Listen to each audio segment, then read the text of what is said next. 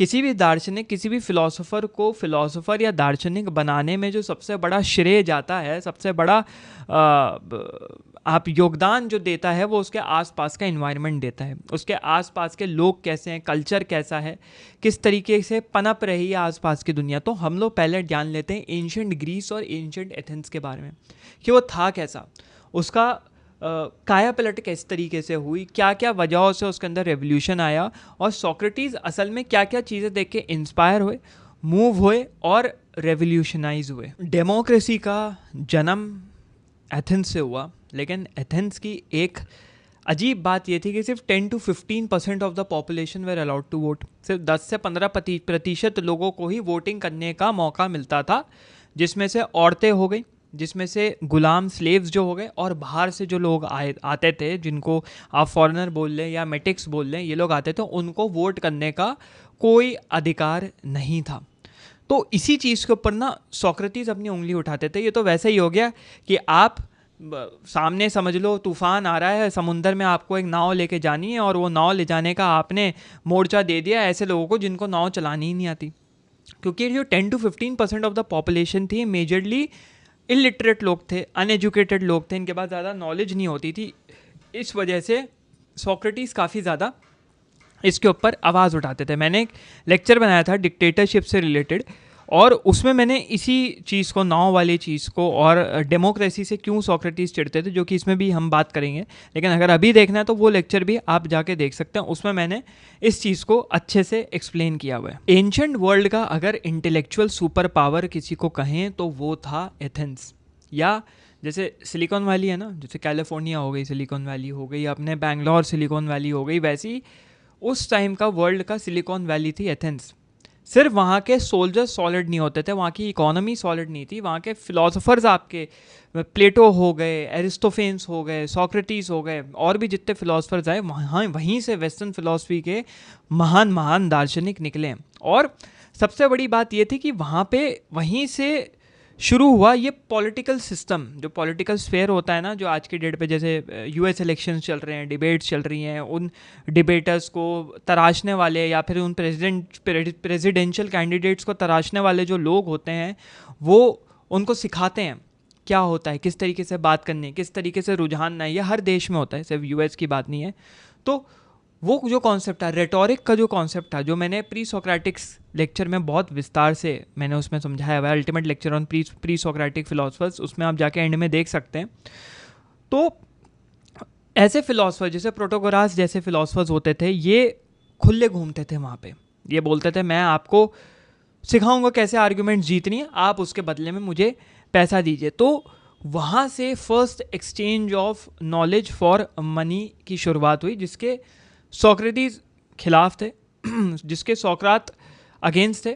But उसी वजह से इनका जो था थोड़ी अनबन चलती रहती थी, अपने जितने सोफिस्ट होते थे जिनका रेटोरिक के तरफ कमांड था। लेकिन ये सोक्रात की मेन लाइन थी, which is I can not teach any one any thing, I can only make them think. कि ये जो प्रोटोगोरास जैसे फिलोसफर हो गए, या ये रेटोरिक का जो कॉन्सेप्ट है, इसमें ये लोग सोच रहे हैं कि हम किसी को कुछ सिखाएंगे और वो भैया सीख जाएगा, ऐसा कभी नहीं होता।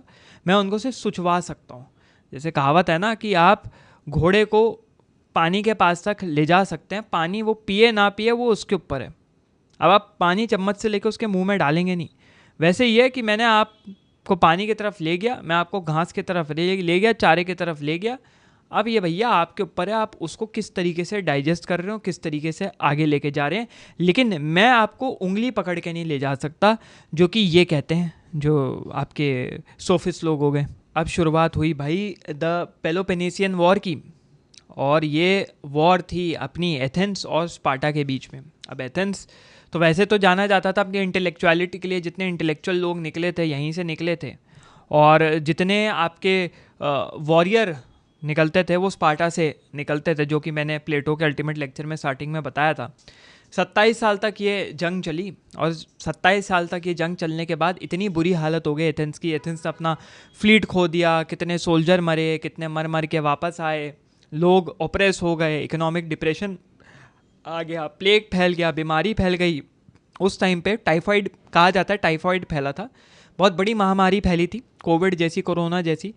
उस वक्त पे टाइफाइड था शायद, और 1/3 पॉपुलेशन को ख़त्म कर दिया था। और वहाँ का मतलब उस टाइम का जो बहुत बड़ा लीडर था पेरिकल्स या पेरिक्लीस, वो भी ख़त्म हो गया था उसमें। तो बहुत बुरी हालत थी और धीरे धीरे एथेंस ना वीक होता चला जा रहा था, ख़त्म होता चला जा रहा था, खात्मा होता चला जा रहा था, बट अपनी इंटेलेक्चुअलिटी मेंटेन करके रखी।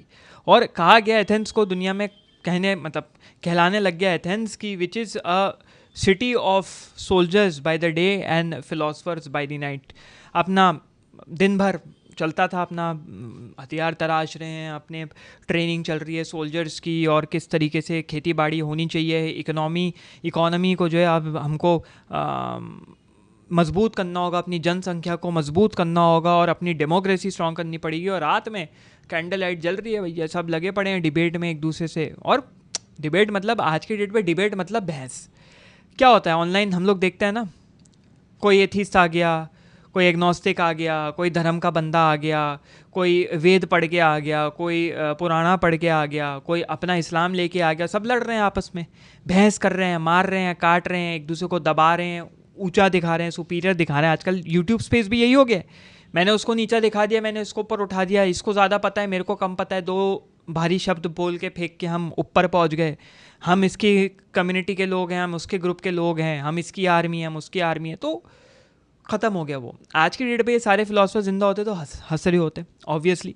तो मेन जो डिबेट होती थी वो थी वार्तालाप, बातचीत, प्यार से, तमीज़ से। तुमने अगर मुझे कुछ किया, कोई बात नहीं भाई, ये पर्सपेक्टिव भी हो सकता है, मैं अब ये रखना चाहता हूँ। तो एथेंस उसके लिए बहुत ज़्यादा फेमस था, पर्टिकुलरली सोक्रेटिस जिन्होंने डायलॉग्स का इनिशिएशन किया। और सिर्फ लोग नहीं, जो सोल्जर्स थे, जो कहावत थी warriors by day and philosophers by night, जितने बैटल से आते थे, थक हार के आते थे, अपना लेके शराब वराब बैठ के कर रहे हैं, मदिरा का सेवन चल रहा है भाई, अच्छा एकदम मस्त बैठे हैं, और साथ साथ एकदम मतलब चीयर्स भी चल रहा है और डिबेट भी चल रही है कि भाई चलो बात करते हैं सोक्रेटिस के साथ, सोक्रात के साथ। बड़ा अच्छा वो माहौल जो बोलते हैं ना, वो 50 साल तक सोक्रात ने बड़ा अच्छा माहौल देखा। और उनका रुझान करने का तरीका, बात करने का तरीका, रात में जो चल रहा है, सब लोग एकजुट आ गए हैं, कोई क्लास डिवीजन नहीं, ये बड़ा है, ये छोटा है, स्लेव्स भी बैठे हैं, मर्चेंट्स भी बैठे हैं, अमीर बाप के बेटे भी बैठे हैं, सारे गले में गले हाथ डाल के।